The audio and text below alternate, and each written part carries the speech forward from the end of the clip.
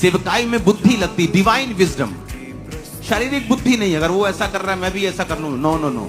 ईश्वरीय बुद्धि कि परमेश्वर कैसे कार्य कर रहा है, लोगों के हृदयों में क्या है। आप जिस भी फील्ड में हैं, प्रभु से डिवाइन विजडम को मांगो, ईश्वरीय बुद्धि को मांगो, और देखो परमेश्वर फिर क्या करता है।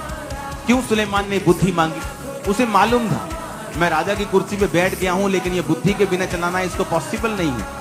इसलिए उसने परमेश्वर के सामने बलियों को चढ़ाया, और परमेश्वर उसके सपने में आके जब खुश हुए तो कहा तुझे क्या चाहिए? उसने कहा मुझे विजडम चाहिए परमेश्वर, मैं तेरे लोगों का न्याय कर सकूं। और जब बुद्धि आती है तो बाकी चीजों की समझ भी परमेश्वर ने खोल दी। वचन में लिखा है कि बहुत महंगे महंगे घोड़े सुलेमान जो था वो अरब से लाता था और लोगों को बेचता था। हर चीज की उसको नॉलेज थी, घोड़ों से लेके, मछलियों से लेके, सोने और चांदी और सब मेटल्स को लेके, सब चीजों के बारे में उसे मालूम था। इसीलिए तो वो सबसे अमीर था। लोग बोलते जी फलाना राजा सबसे अमीर था, जी ये फलाना राजा सबसे अमीर था। नो नो नो, सुलेमान के जैसा अमीर कोई नहीं था।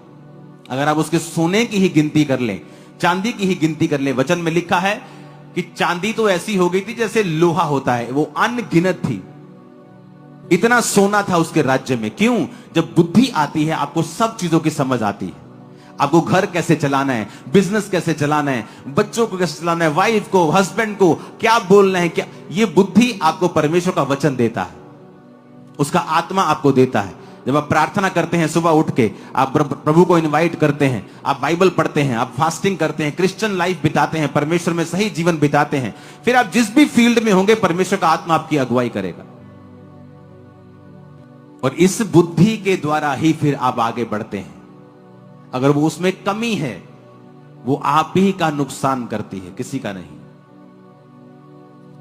Hallelujah, hallelujah.